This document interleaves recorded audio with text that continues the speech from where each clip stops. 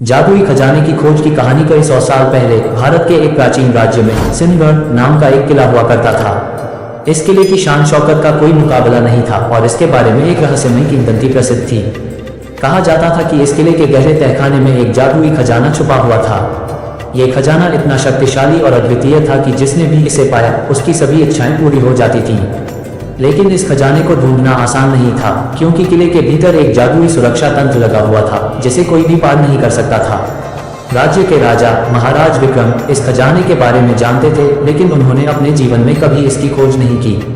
उन्होंने इसे मात्र एक लोककथा समझा, लेकिन उनके बेटे युवराज अर्जुन हमेशा से इस खजाने की कहानियों को सुनकर बड़े हुए थे। उन्होंने ठान लिया था कि वह इस खजाने को खोज निकालेंगे और अपने राज्य को एक नया भविष्य देंगे। एक दिन अर्जुन ने अपने गुरु महात्मा सूर्यदास से इस खजाने के बारे में सलाह ली।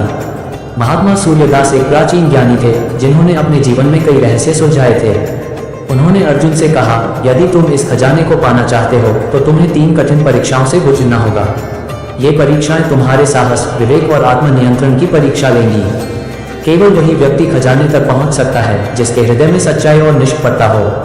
अर्जुन ने बिना किसी हिचकिचाहट के इन परीक्षाओं को स्वीकार कर लिया। महात्मा सूर्यदास ने उसे पहला सुराग दिया।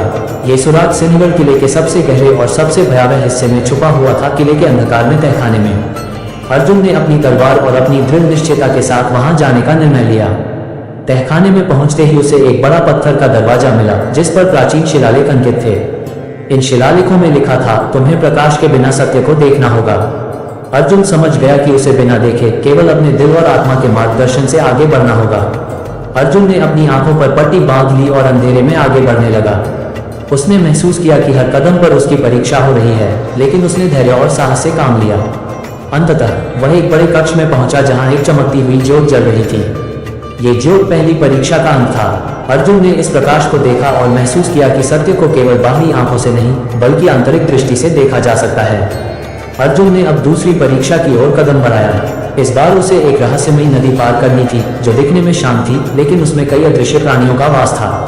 अर्जुन ने अपनी बुद्धिमत्ता का उपयोग किया और नदी के किनारे पर उगे पेड़ों की जड़ों से एक मजबूत रस्सी बनाई। उसने रस्सी को नदी के पार फेंका और धीरे धीरे उसे पकड़कर नदी पार कर ली। जब वह नदी के उस पार पहुंचा तो उसे दूसरी परीक्षा का उत्तर मिला, धैर्य और बुद्धि ही सबसे बड़ी शक्ति होती है। अर्जुन अब अंतिम और सबसे कठिन परीक्षा के लिए तैयार था। तीसरी परीक्षा उसे सिंहगढ़ किले की सबसे ऊंची चोटी पर ले गई। वहां एक विशालकाय पत्थर का शेर खड़ा था जिसके मुख में खजाने का द्वार छुपा हुआ था। लेकिन ये शेर जीवित हो सकता था क्योंकि उसकी आंखों में अद्भुत चमक थी।